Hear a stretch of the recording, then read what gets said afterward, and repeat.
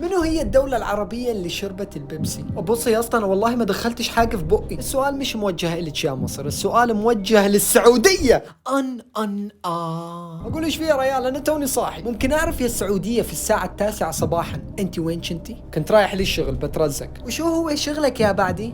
وشو هو يلعن انت ايش عليك؟ انا قاعد احكي ويا الولد. على كل شكرا للتدخل يا لبنان. انا بشتغل في صيانة الثلاجات، والبيبسي مالتي كان وين؟ بالثلاجة. يا اخوي انت وش تبي مني الحين؟ اريد اعرف ليش شربت البيبسي مالتي. يا اخوي مين قال ان انا شربت البيبسي؟ ما تروح تسال الامارات العربيه المتحده. ممكن اعرف الساعه 9 الصبح انت وين كنتي؟ والله ماني داري، كنت قاعد اعد في البيزات وبنفس الوقت قاعد انظف برج خليفه. واكيد برج خليفه فيه برادات. واكيد برج خليفه. ليش لبنان؟ اطلعي من راسي خراب. مصر امسكي لبنان وحطيه على البرج. احنا نمسك لبنان وين حو